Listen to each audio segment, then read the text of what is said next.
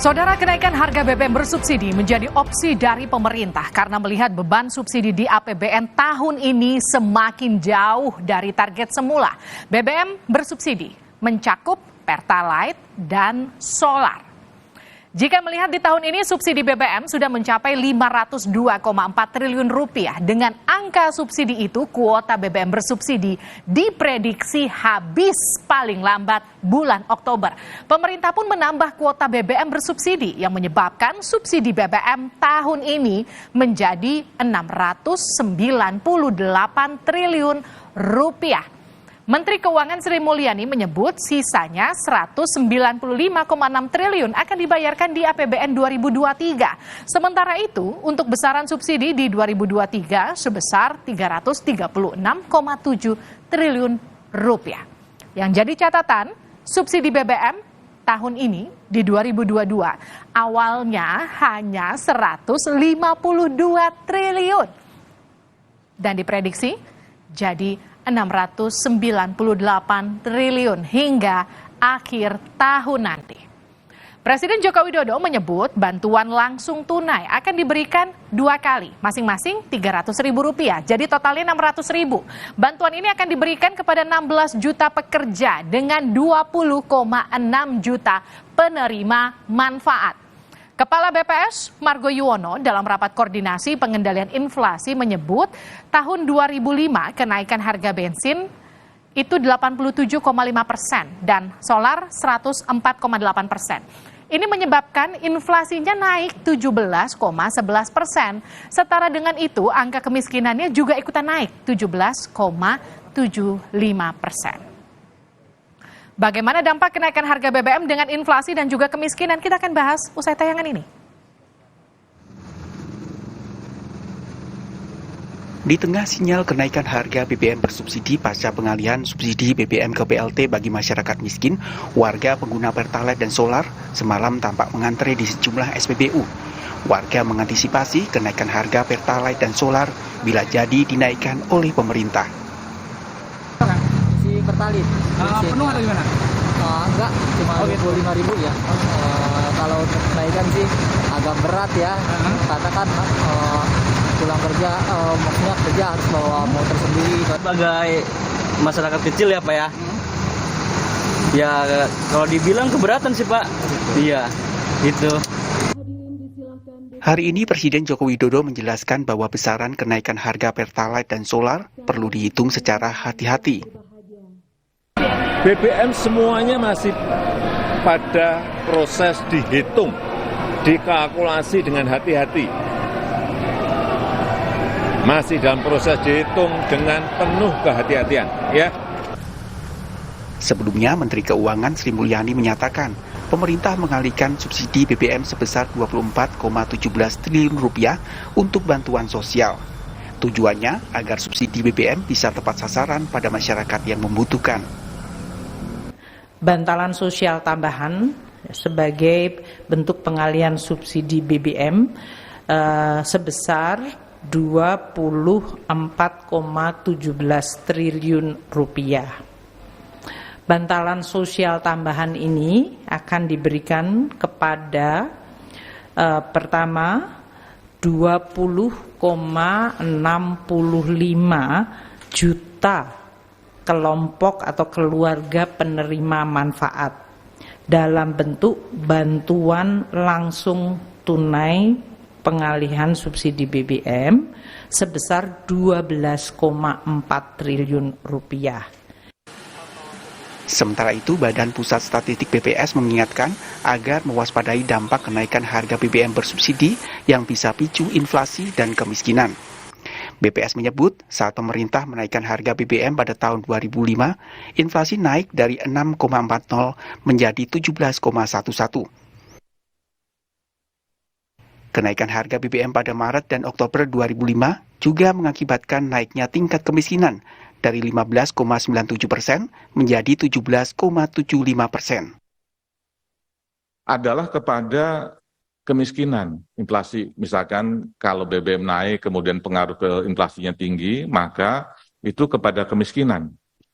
Di sana terlihat ya, dulu ya begitu ada kenaikan cukup tinggi di BBM, inflasinya tinggi 17%, itu kemiskinannya langsung naik menjadi 17,75%.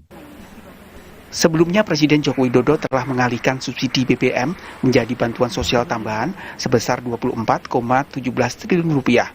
Namun, masyarakat sempat mengantri untuk mengantisipasi kenaikan harga BBM Pertalite dan solar bila jadi dinaikkan. Tim Liputan Kompas TV.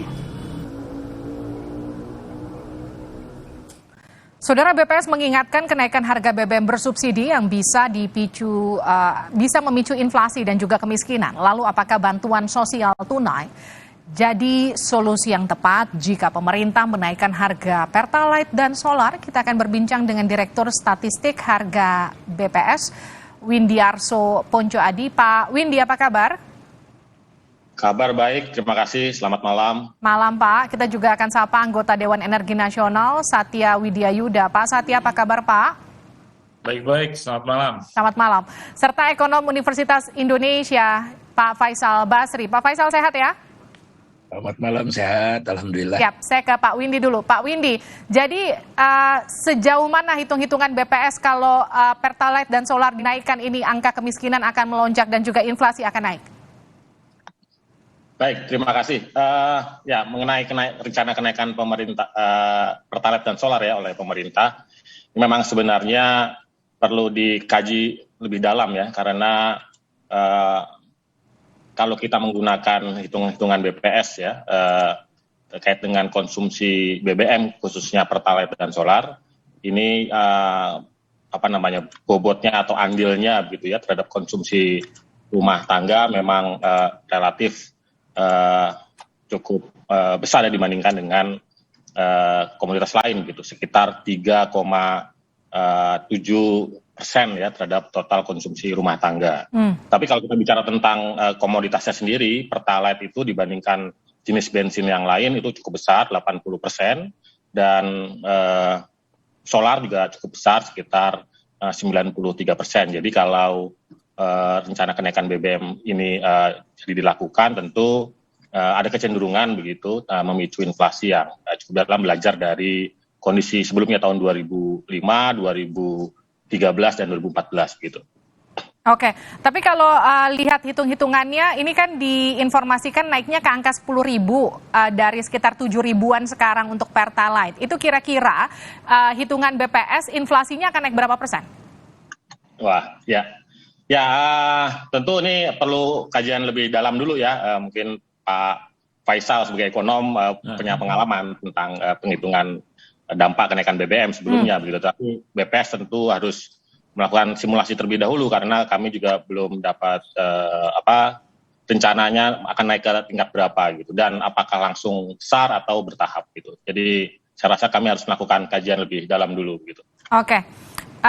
Saya ke Pak Satya dulu. Pak Satya, ini kan dikabarkan akan naik, tapi kemudian belum juga ada pengumumannya, tapi gejolak di masyarakat sudah terjadi. Kita nggak bisa nutup mata, antrian di pom bensin udah ramai dari tadi malam, karena berpikiran hari ini BBM akan naik. Jadi semua orang berlomba-lomba untuk antri di pom bensin. Dari kemarin sudah mulai macet, demo sudah mulai ada di mana-mana. Apa sih yang ditunggu pemerintah, Pak Satya? Kenapa belum juga diumumin? Kali ini kan betul-betul pemerintah hati-hati ya, dan sebetulnya sudah berkali-kali saya paling tidak menyampaikan bahwa kita menghitung dan kita tidak mau spekulasi karena takut ada shock inflation. Ya, itu kan sudah, cuman kan yang di luar ini kan luar biasa tuh, luar angka 10, luar angka 11 itu sebetulnya tidak menolong itu ya pada masyarakat sebenarnya. Tetapi yang saya menghargai dari sisi bahwa yang digarap itu adalah orang-orang yang berhak dulu. Okay. Ini kan subsidi itu masih ke komoditas.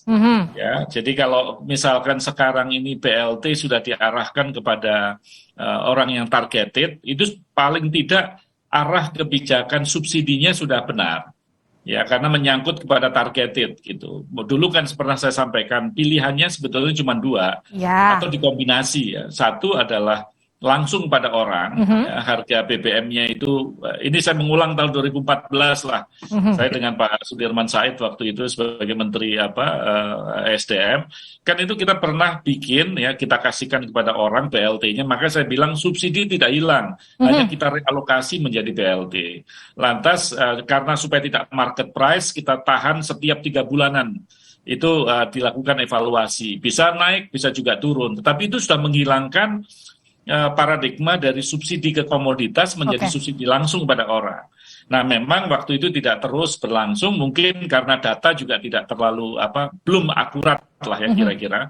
Maka terus diulang, akhirnya menjadi seperti yang hari ini. Nah, sekarang ini saya rasa bahwa Presiden itu sudah mempelajari sejarah gitu ya, dari beberapa coba kita melakukan subsidi ke komoditas, ya, lantas tidak targeted. Nah, kali ini beliau mencoba untuk memitigasi paling tidak, ya, orang-orang yang pasti terdampak. Duit yang 24,17 triliun itu kan tentunya nanti akan terkompensasi dengan adanya penyesuaian harga, kan begitu kan? Kalau tidak kan akan menjadi cost lagi, kan begitu. Ya, makanya menurut saya ini langkah yang bagus sambil kita mitigasi.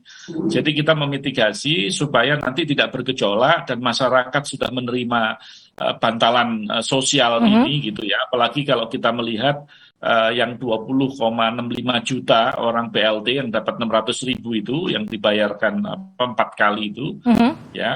Lantas juga yang bagusnya lagi itu juga sektor transportasi dari dana DAU dan DBH yang diambil 2%. Itu udah bagus tuh, karena transportasi yang kena dampak ya.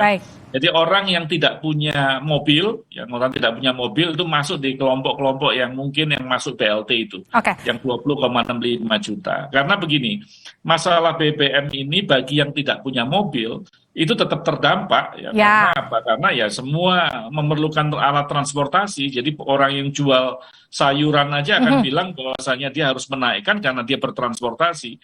Padahal orang yang membeli itu boro-boro dia punya mobil gitu. Kira-kira begitu kan? Nah, Pak Satya, ini kemudian jadi pertanyaan juga bagi masyarakat. Isunya dihembuskan sudah beberapa waktu yang lalu. Sejumlah menteri sudah ikutan ngomong. Bantuan sosialnya sudah dibagikan di sejumlah wilayah. Terakhir Pak Jokowi bahkan membagikan langsung di Papua. Artinya kan masyarakat sudah firm, yakin BBM-nya akan naik. Cuma tinggal kapan. Tapi kan artinya sekarang gini, ketika ini nggak dinaik-naikkan Pak Satya, gejolak di masyarakatnya udah ada. Kan semuanya sudah mulai panik. Artinya barang sudah ada yang mulai naik harganya. Ketidakpastian ini yang kemudian dipertanyakan sama masyarakat. Apa yang ditunggu sih Pak? Itu lagi pertanyaannya. Pak, kalau saya melihat ini ya dalam perspektif mengelola negara, kita kan juga mencoba betul-betul esensi daripada subsidi itu jangan sampai daya beli masyarakat itu terganggu, kan begitu kan? Esensinya subsidi itu kan supaya daya belinya bagus nih. Nah, itu yang sebetulnya sekarang lagi dikerjakan. Ya, dengan adanya bantuan sosial tadi atau bantalan sosial tadi lah, mencoba supaya daya belinya itu digarap dulu gitu. Jadi karena mereka nanti sooner akan terdampak, kan gitu ini senarionya. Sekarang ini pun misalkan ya dikatakan salah, itu kan juga menurut saya tidak arif lah. Ya, karena ini kan langkah betul untuk berhati-hati. Memang ini tadi yang namanya inflasi kejut itu memang beginilah. Jadi kalau orang ada pemberitaan jangankan terjadi di sektor BBM, di saham aja juga begitu kan. Begitu kita ada satu pemberitaan yang bisa menaikkan dan juga bisa menurunkan. Nah, tetapi paling tidak dengan kita menjelaskan begini, masyarakat bisa tahu bahwa negara tuh ingin betul memberikan subsidi yang tepat gitu. Ya, yang tepat ini yang paling tidak yang harus dihargai. Nanti ya mekanismenya bisa macam-macam tergantung daripada penyesuaiannya. Kalau penyesuaiannya itu belum masuk di dalam sampai ke harga keekonomian yang seperti tahun 2014 kemarin, ya berarti konsumsinya harus dikontrol. Jadi kontrolnya dua ini, kontrol siapa yang pakai lewat konsumsi, ya, siapa yang berhak gitu kira-kira. Jadi revisi Perpres itu diperlukan. Sama yang kedua bantalan sosial yang diberikan kepada masyarakat yang BLT. Tergantung mana yang mau diambil. Mau diambil murni kembali lagi ke dulu bahwasannya targeted orang saja, produknya kita bikin mendekati harga pasar, tidak harga pasar, mendekati. Karena di sini negara harus berpenetrasi ya, kita kan nggak ngikutin ekonomi pasar murni untuk kebutuhan pokok seperti termasuk administered commodity. Kan. Saya ke Pak Faisal ya, Pak Satya. Pak Faisal, kalau tadi Pak Satya bilang pemerintah menyiapkan dulu masyarakatnya sampai siap, kemudian baru kurang lebih seperti itu. Kemudian baru harga BBM-nya dinaikkan. Kalau saya pakai istilah, ini pemerintahnya kelamaan cek ombak, sehingga kemudian masyarakatnya sudah terlalu gusar, ini jadi naiknya jadi berapa kira-kira, kemudian ada inflasi kejut yang nggak bisa dihindarkan. Ini langkahnya sudah tepat, pemerintah harus begini dulu, atau sebaiknya langsung dinaikkan aja, Pak Faisal? Saya rasa kajiannya sudah cukup lengkap ya. Kementerian Keuangan sudah memberikan hasil kajiannya kepada Presiden ya. Detail itu Kementerian Keuangan, Kementerian SDM juga sudah menyampaikan kepada Pak Presiden strukturnya untuk masing-masing komoditas. Kebetulan saya punya data-data yang disampaikan Presiden itu juga oleh para menteri itu. Jadi sekarang sebetulnya bolanya di tangan Pak Jokowi. Jokowi sekarang tinggal pertimbangan politik. Nah, padahal Pak Jokowi itu punya sejarah yang tracknya bagus sekali. Ya coba bayangkan Pak Jokowi lah yang membuat inflasi kejut yang Pak Satya katakan itu tidak sedahsyat sebelum-sebelumnya. Ya. Pak Windy mengatakan inflasi itu naik jadi belasan persen tahun 2004 ya 2004 betul. Nah 2004 masih era Pak Ibu Mega Pak SBY gitu. Nah sekarang Pak Jokowi punya pengalaman 2014 naikkan tajam juga. Harga BBM Pak Jokowi tidak menunggu lebih dari sebulan. Di Oktober, November dia naikkan. Inflasi hanya naik dari 4,99% menjadi 8,367%. Jadi di bawah satu digit. Pak Windy tolong saya dikoreksi kalau saya salah. Saya pakai data BPS juga, siapa tahu saya salah lihat.